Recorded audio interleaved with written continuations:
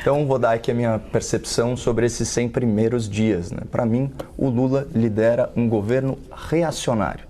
O reacionário é todo aquele que deseja regressar a um estado anterior das coisas. O reacionário, por definição, é aquele que reage ao novo.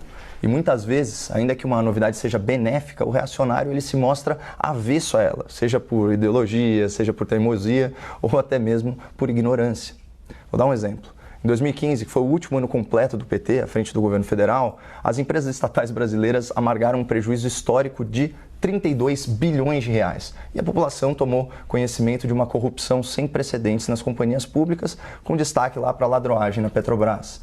Mas se a gente avançar um pouquinho no tempo, mais precisamente para o ano de 2021, a gente percebe que essas mesmas empresas estatais registraram um lucro recorde de 187 bilhões de reais. E a pergunta que se coloca é a seguinte: como que em poucos anos o Brasil saiu de um cenário de prejuízo, de corrupção, para um cenário de lucro e respeito à coisa pública? O que mudou de lá para cá nessas empresas, na Petrobras, na Eletrobras, nos Correios? Então eu chamo a atenção do espectador para dois fatores. O primeiro foi o respeito às leis de mercado. O governo abriu mão de controlar artificialmente os preços da energia e dos combustíveis. E o segundo fator foi o aprimoramento da governança. Lá já em 2016, o Congresso Nacional aprovou a Lei das Estatais, que é um novo marco regulatório que reduziu drasticamente a interferência política e o loteamento partidário nas empresas públicas. Se alguém tiver qualquer dúvida de que governança e respeito ao mercado trazem bons resultados, é só comparar os péssimos números do fim da era petista com os números mais recentes. Ainda assim, o que tem feito Lula e a sua base mais aguerrida, mais militante? Além de defender e até prometer a interferência do governo nos preços de mercado, eles têm atuado para desconfigurar, para adulterar, para solapar a lei das estatais. Vou ler para vocês aqui uma aspas do próprio Lula da Silva. Que lei é essa que não me deixa nomear ninguém? Não, presidente, é uma lei que revolucionou a administração pública, trazendo parâmetros mínimos de gestão, de ética e de prevenção à corrupção. E quais são os resultados práticos dessa cruzada do Lula contra o bom senso econômico? A consequência desse desatino foi muito bem sintetizada nessa reportagem aqui especial do site Poder 360. Isso foi na primeira semana de janeiro. Aspas. Valor de mercado de estatais cai 179 bilhões de reais no pós-Lula.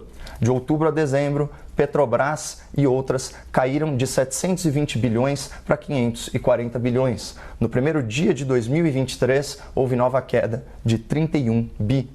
Então, diante de tamanho prejuízo aos cofres públicos, a jornalista e analista aqui da CNN, a Raquel Landim, propôs num artigo uma explicação muito plausível para o que está acontecendo. Aspas, porque Lula se empenha tanto em derrubar o avanço institucional conquistado pelo país, que é a lei das estatais. A resposta é simples, são quase 600 cargos em jogo. O Lula quer gerir as estatais da mesma forma que o PT fazia antes dos escândalos de corrupção serem revelados ao povo brasileiro pela polícia, pela imprensa e pela justiça. O Lula se mostra avesso ao novo, ele rejeita a novidade que deu certo. Portanto, Lula é hoje um reacionário. Então, infelizmente, o atual presidente está se mostrando um político antigo com ideias ultrapassadas. Isso pode ter contribuído para o aumento das invasões de terra e o crescente desrespeito à propriedade privada, pode ter contribuído para o avanço do desemprego no último trimestre, pode ter contribuído para a queda acentuada na Bolsa de Valores e a perda de confiança dos empresários, investidores e até mesmo dos eleitores. Muita gente que fez o L já está publicamente arrependida e devidamente constrangida aí pelo desenrolar dos acontecimentos. A boa notícia é que o Brasil é um país muito grande, com um povo muito forte, e assim a gente sobreviveu aos primeiros 100 dias de um governo essencialmente reacionário. Mas a má notícia é que ainda faltam mais de 1000 dias.